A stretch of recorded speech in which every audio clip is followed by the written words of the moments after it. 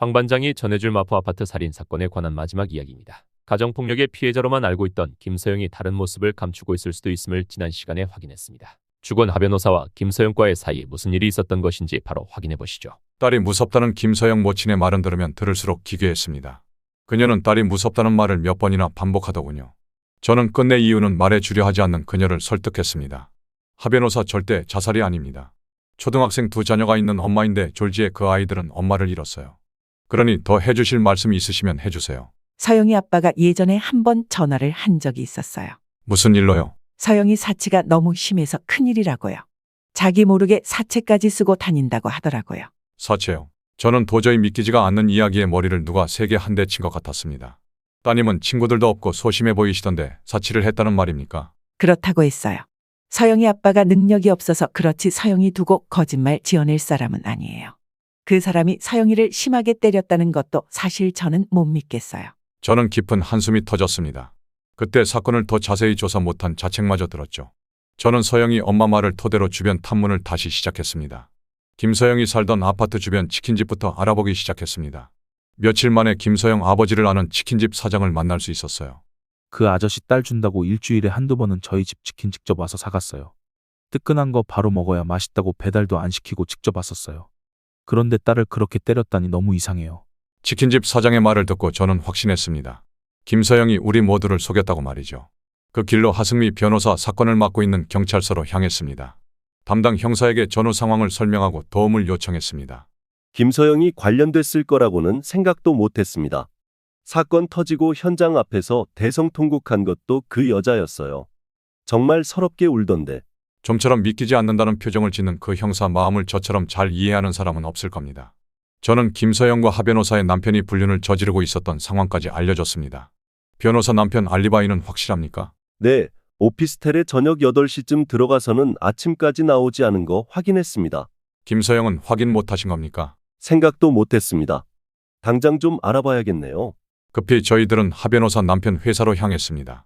경비실로 바로 간 저희들은 하 변호사가 죽기 전날 저녁 시간부터 CCTV를 전부 확인하기 시작했죠. 워낙 큰 회사라 김서영을 찾는 건 쉬운 일이 아니었습니다. 개인 프라이버시 때문에 CCTV는 1층 로비에만 설치되어 있었습니다. 그런데 저는 아무리 봐도 김서영을 찾을 수가 없었어요. 그건 저와 같이 간 형사도 마찬가지였습니다. 많이 변했나? 도저히 못 찾겠네요. 없습니다. 네? 하 변호사 사건 담당 형사는 확신을 하는 듯 보였습니다. 저 많은 사람들 중에 김서영이 없다고 어떻게 확신하나 싶었습니다. 그 여자 분위기가 진짜 독특해요. 그런데 아무리 봐도 그 여자가 건물을 나가는 모습은 보이지 않아요. 그렇다면 저희 둘은 같은 생각을 했습니다. 바로 김서영의 주소지인 오피스텔을 찾았죠. 저희의 예상대로 그날 김서영이 오피스텔로 들어서는 모습도 볼 수가 없었습니다. 이제 남은 건 김서영을 불러 신문을 하는 일이었습니다. 저희는 경찰서에 연락해 다른 형사들을 호출했습니다. 그리고 바로 하 변호사 남편의 회사로 향했습니다. 그런데 저희는 또다시 큰 충격을 받아야 했습니다. 김서영이 며칠째 출근을 안 하고 있다는 말이었습니다. 그녀가 살던 오피스텔로 다시 향했던 형사로부터 그곳에도 며칠째 들어오지 않았다는 연락을 받았습니다. 저희가 마지막으로 만나봐야 할 사람이 한 명 있었습니다. 그건 하 변호사의 남편이었죠. 저희는 사건 이후 출근을 하지 않고 있다는 하 변호사의 남편을 만나기 위해 집으로 향했습니다. 남자는 무척 초췌해 보였습니다. 무슨 일입니까? 김서영 행방 알아요. 김서영이란 이름을 듣자 남자는 인상이 눈에 띄게 굳었습니다. 두 사람이 어떤 관계인지는 잘 알고 있습니다. 거짓말할 생각하지 말고 그 여자 지금 어디 있는지 말해요. 모릅니다. 사건 이후 본 적 없습니다. 그런데 그 아이는 왜 찾죠? 사건 당일 김서영 씨는 퇴근하지 않았습니다. 제 말을 들은 하 변호사의 남편은 얼굴을 감싸고 주저앉았습니다. 다 내가 어리석었던 탓입니다. 여보 미안해. 얼른 찾아야 합니다. 어디로 갔을지 짐작되는 곳 말해봐요. 출국했을 수도 있습니다. 어디로 말입니까? 그건 몰라요. 저한테 뜯어낸 돈으로 맨날 떠들던 미국으로 갔을 수도 있을 겁니다. 미국이요? 돈을 뜯어냈다는 것도 충격이었고 출국했을 거란 말은 더 충격이었습니다. 하 변호사 남편은 자포자기한 듯 그간 있었던 일을 털어놨습니다. 처음 김서영과 부적절한 관계를 맺은 건 정말 자신의 의지가 아니라고 했습니다. 야근하던 자신을 연락도 없이 찾아온 김서영이 건넨 음료를 먹고 의식을 잃었고 깨어나 보니 김서영과 알몸으로 침대에 누워 있었다고 하더군요. 그 뒤로는 김서영이 쳐놓은 그물에서 빠져나올 방법이 없었다고 남자는 끝내 울음을 터뜨렸습니다. 우리는 김서영의 출국 기록부터 확인했습니다. 그리고 태어나 처음으로 다리에 힘이 풀리는 경험을 했습니다. 정말 김서영은 미국으로 출국을 한 뒤였습니다. 조세 회피처를 통해 김서영이 하 변호사 남편에게서 뜯어낸 돈은 10억이 넘었습니다. 인터폴에 수배를 내린다고 해도 언제 잡힐지는 기약을 할 수가 없는 상황이 된 겁니다. 이대로 포기할 수가 없어 하 변호사 주변을 더 조사해 보기로 했습니다. 그리고 영장을 받아서 김서영의 오피스텔을 다시 찾았습니다.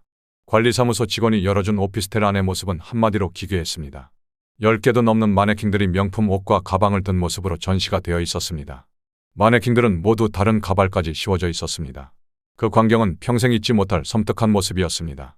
확실히 김서영이 명품에 집착한 건 맞아 보였습니다. 그런데 또 해괴한 건 집안을 가득 채운 명품들을 김서영이 입거나 들고 다니는 걸 본 사람은 없었습니다. 그녀 회사 직원들도 수수한 차림으로 다녔다고만 하더군요. 그 여자는 이중적인 모습으로 사람을 대하는데 아주 능한 것이 분명했습니다. 하 변호사의 주변에서는 별다른 것이 나오지 않았습니다. 그런데 뜻하지 않은 곳에서 전모가 드러나게 됐습니다. 베이비시터들에게 아이를 맡기던 하 변호사는 집안에 CCTV를 눈에 보이지 않게 설치를 해두었던 모양입니다. 그중 작은 아이방에 있던 홈캠에 두 사람이 다투는 모습이 녹화되어 있었습니다. 하 변호사가 일부러 그곳으로 김서영을 부른 것일 수도 있어 보였습니다. 너 아버지 죽인 이유가 내가 모아둔 명품을 팔아치워서였니? 하 변사가 하는 말은 너무나 충격적이었습니다. 그런데 김서영의 반응은 더 충격이었습니다. 하 변호사의 말에도 전혀 놀라지도 않는 모습이었습니다. 내가 어떻게 모은 것들인데 죗값을 치른 거야. 너 미쳤지? 아니, 나 멀쩡해. 하지만 사람들은 무척 어리석어 내 말과 목소리에 깜빡 속으니까 말이야. 악마 같은 년. 하 변호사가 이를 갈며 하는 말은 우리 모두 공감할 말이었습니다. 다 알았으면 경찰로 가지 왜 날 불렀을까? 아, 남편 회사 망할까봐? 자금 불법으로 해외로 유출한 거 내가 까발릴까봐 무서웠구나 하하. 심지어 김서영은 하 변호사를 놀리기까지 했습니다. 그 영상을 보는 게 고역일 정도로 그 여자는 기괴함 그 자체였습니다. 증거도 없이 어디 맘대로 해봐. 나는 감옥 가고 당신 남편은 나와의 관계 밝혀지고 자금 빼돌린 것까지 밝혀지면 더 이상 회사 운영하기 어렵게 되겠지. 둘 다 망해보지 뭐. 정말 너는 악마가 맞는구나. 너한테 헌신한 내 아버지를 죽여놓고도 전혀 죄책감도 못 느끼니? 능력이 없는 아버지 지겹기만 했어.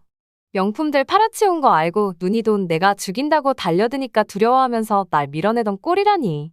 너 설마 그때 상처들도 스스로 낸 거니? 그게 뭐 어려워서. 더는 CCTV를 보고 있을 수가 없었습니다.